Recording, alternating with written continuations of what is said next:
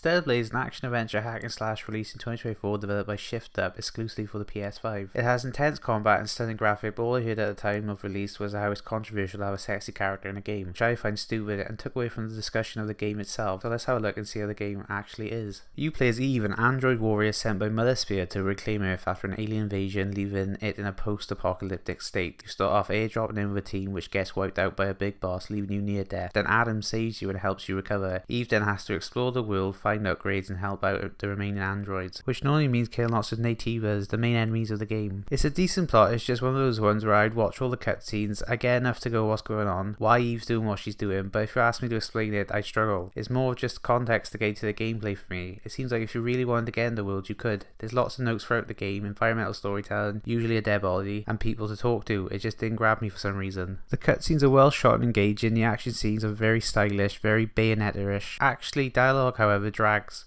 Characters just go on and on outside of cutscenes. Conversations feel very stilted outside of the main cutscenes. Eve is an alright character. I find it weird how she has a British accent even though she looks Asian. It kind of throws me off for some reason. She never really had to interact with human things before, so she has a humorous interactions with them. Like when she sees a paper map on the wall, she asks how do you sync up with it, and when she finds out a book can't hold that much data, she says it's a waste of time. She's always up for helping people and likes to collect cans, which made her very endearing to me. I hate everyone else though. They just talk way too much. Your two companions will just constantly talk in your ear outside of combat, and it feels like you don't have anything too interesting to say. The voice acting in the game is very anime. It didn't come off as realistic to me. All the characters seem overly happy considering the world they live in. It doesn't help the quests they send you on don't seem too important. There's way too many quests where an NPC will ask you to go find someone and 9 times out of 10 they would be dead. Or there's this one guy asks you to find his teddy bear. Like, I wish these seemed more vital instead of just being there to pad out the runtime. So let's talk about something I did like, the gameplay, which is basically exploration and combat. So let's start with the latter. It's fun, fast and challenging. You have light and heavy attacks, you can dodge, parry, and if you time them just right, you can fill up your meters quicker and do a special attack. It's also clear once you've timed it right, as the game slows down for a second and Eve will have lightning effects on her. Very satisfying when you pull it off. Enemies will have attacks that can't be parried or blocked, or you have to dodge either up or down to avoid these, as shown in different colour indicators. These keep you on your toes and force you to learn the mechanics of the game. You get special attacks which you can perform when your meter gets full. These are high damaging, fun to use, and each has its own functions. Like one is used to break shields, one is used for crowd control, and my favourite is the range one, which shoots out a beam from your sword. This can stun enemies once upgraded. You can also use these abilities multiple times once upgraded. So with the range attack, you can have it shoot 2 beams instead of 1. They have a lightning effect when you use them and very satisfying when they land. Eve later on gets a drone which can be used as a gun for range attack. It has different ammo types like rifle, shotgun and explosive. I didn't find it too useful however. I only ever used the explosive on bosses if I was struggling with them, or to hit yellow weak spots that appear when the enemy is stunned. It didn't seem like it fit into the high paced dodging and parrying well. If you pulled out the gun you'd probably get hit as you're encouraged to stay close to enemies. There are 2 parts of the game where you have to use the gun as Eve's sword won't work in these areas, so it's best not to forget about it completely.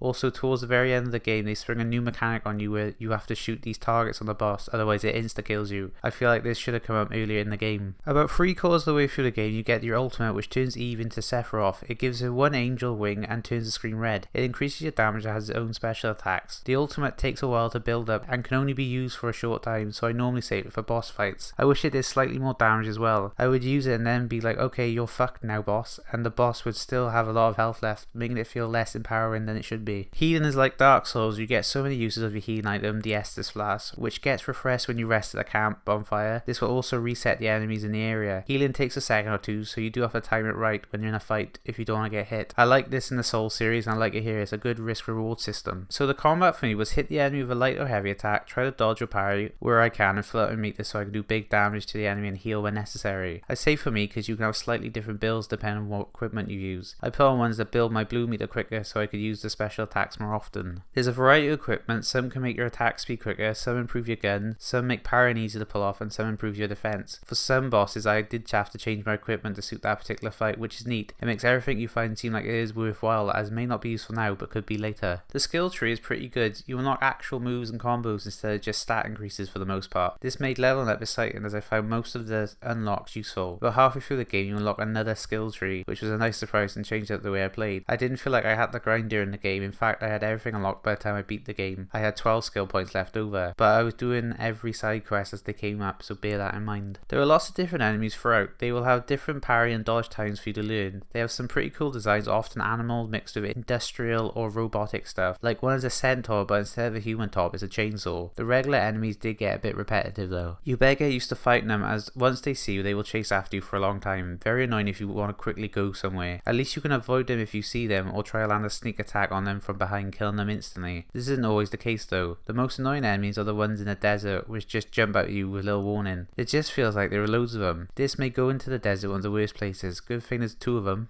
Bosses are big and normally quite a challenge. There are plenty throughout, even if some repeat if you were doing all the side content. It often feels like I just scraped by and only just one with no healing items left. They definitely get harder towards the end of the game. You also get a cool cutscene of you killing the bosses in a stylish way, which are always bloody and cool to see. So how's the exploration?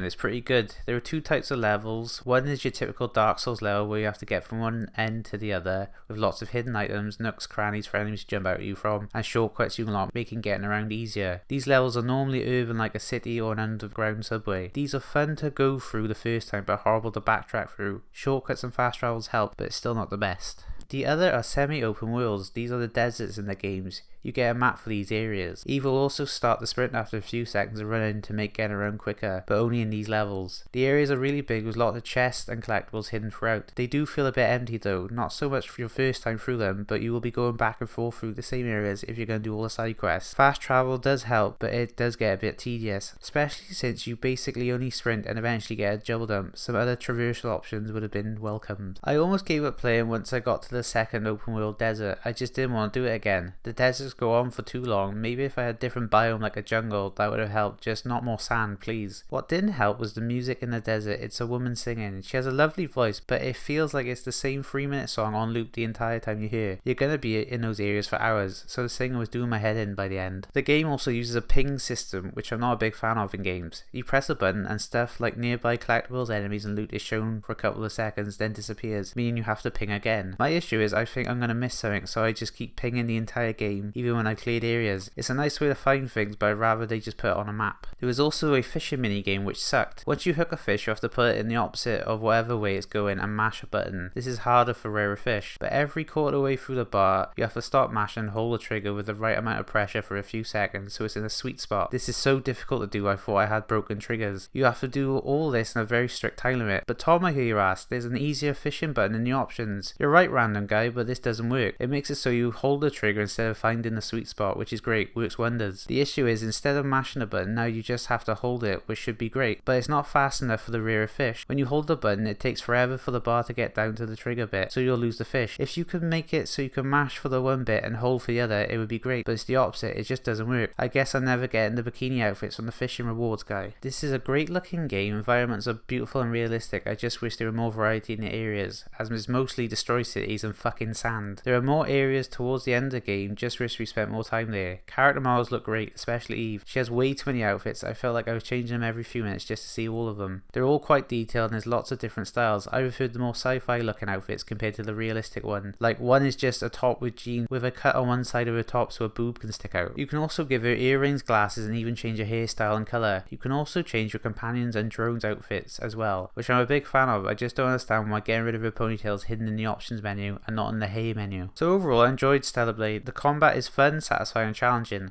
The world is fun to explore, just need more variety. The story is good enough for a hack and slash game, but the side content left a lot to be desired. Customization is great, and I wish there was just more to the traversal. So let's rank it. I'm thinking it's our new number 5. Whilst Vampire Hunter had a fun combat, that's kind of all it had going, so I'm putting it above that. Whereas Onimusha maybe didn't have as in-depth and satisfying combat as Stellar Blade. It also didn't outstay its welcome. I never got bored or annoyed with Onimusha. It also had a story where I could tell you what's going on, whereas Stellar Blade was a bit confusing with more annoying characters. If Stellar Blade was just a bit shorter, maybe it would have just made number 4. Well, now I'm going to do some Stellar Blade research on Rule 34.